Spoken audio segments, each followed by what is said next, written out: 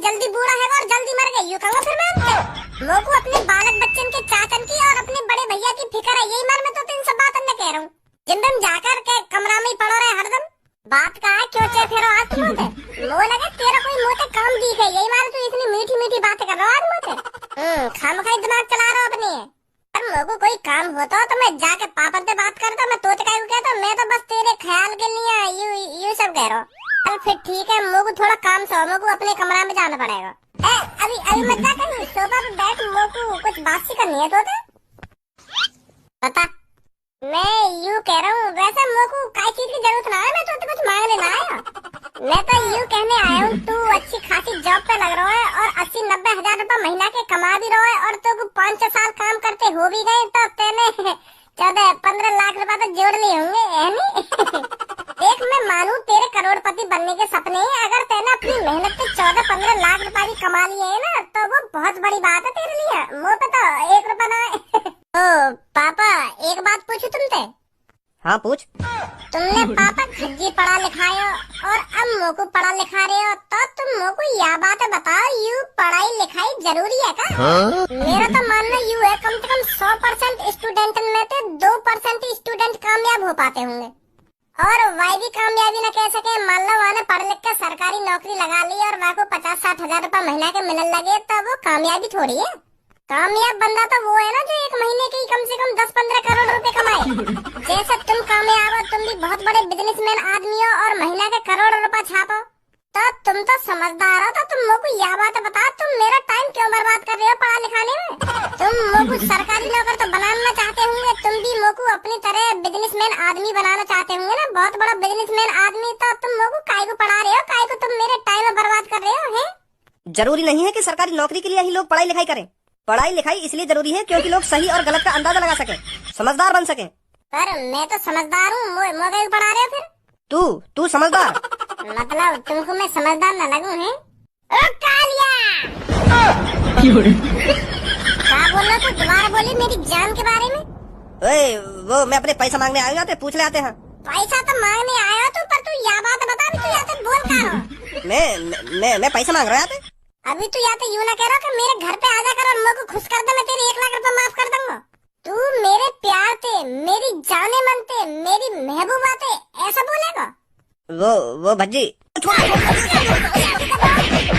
यूरे या बक्सा में पूरे 1 लाख रुपए, और आज के बाद सुनी, आज के बाद पूनम के घर की तरफ आंख उठा के मत देख लियो, और इन पैसे में गाड़ मोड़ चला अपनी टांग पे टांग धर कर चीज दबा। अगर पूनम के बारे में एक शब्द भी गलत बोला था, अब निकल के चुपचाप इन पैसे न लेके। तेरे पास कहाँ से आगे भज्जी 1 लाख रुपए? अबे तेरे लिए तो मैं 1 लाख का 5 लाख रुपए का इंतजाम कर देता। पहले बता रहे तुमको कि यू कालिया तुमको परेशान कर रहा हो, घर पे आके मैं फाड़ का फेंक देता अब तक। और हाँ, अपने पापा पे जाके कह दिया कि मेरे पति जी ने 1 लाख रुपए दे दिए मैं कालिया को। गुस्सा मत, मैं मजाक कर रहा हूँ मैं। 19 लाख रुपए कमा लिया मैंने, पर मोको 19 लाख रुपए न कमाना, मोको करोड़ों रुपए कमाना है, करोड़ों। इसलिए मैं घर में पड़ा रहता हूँ, इसलिए मेहनत कर रहा हूँ मैं, जो ज्यादा से ज्यादा पैसा कमा सकूं। अब एक बात बोलूं बड़े भाई? हाँ बोल।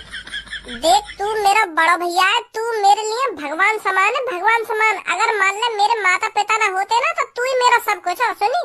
आखिरकार तू मेरा बड़ा भैया जो है, और मैं छोटा भाई तेरे लिए एक बेटा समान हूँ। तो अगर बेटा समान भैया को काई चीज की जरूरत पड़ने लगे, पापा समान बड़े भैया थे, तो वाको काम करना चाहिए ना, करना चाहिए? बात ने तो घुमा मत, सीधा सीधा बता का चाहिए तो घुमोते। 1 लाख रुपए चाहिए? भैया अब ऐसे मत कहिए, मैं 1 लाख रुपए ना दे सकूं, तो पे 19 लाख रुपए है, तो उनमें से 1 लाख रुपए दे देगा तो अपने छोटे भैया का बिगड़ जाएगा तेरा। अब मैं पैसा कमाने लगूंगा, तेरे 1 लाख रुपए में दे दूंगा ही। अब मेरे को जरूरत सी पड़ रही है, दे दे मेरे को 1 लाख रुपए। तो पता है मैं अगर पापन से मांगू इतने सारे पैसा, तो पापा मेरे को देंगे ना। कोई एक इकलौता रास्ता है, मेरे को दे दे यार 1 लाख रुपए। है भैया? तो तुम्हें क्या लग रहा है मैं ABCD और FNR सीख के हाथ पर तोड़ने बंद कर दूंगा? भज्जी बेवजह किसी पर हाथ नहीं उठाता है पापा, पहले सही और गलत देखता है, क्या सही है और क्या गलत है, तब डिसीजन लेता है भज्जी कि इसके हाथ तोड़े जाए या पैर तोड़े जाए।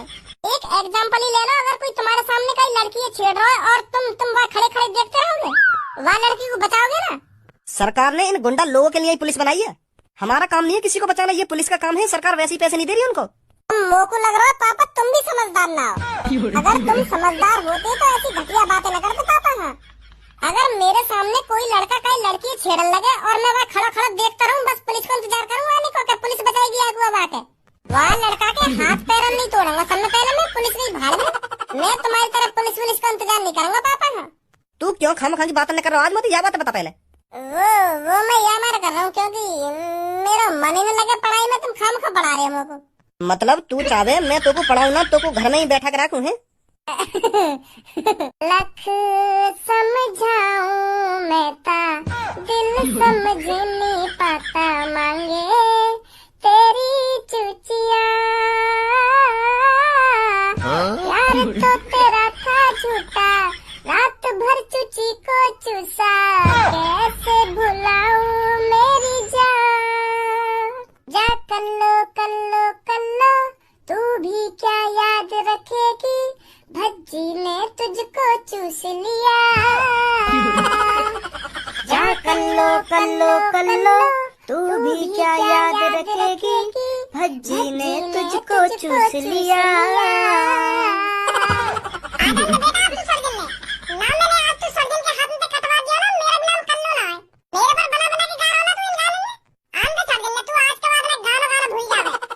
दिमाग विमाग चल रहा है तेरा? अगर मैं तेरे ऊपर गाना गाता तो तेरे वही भौकर के ना गाता।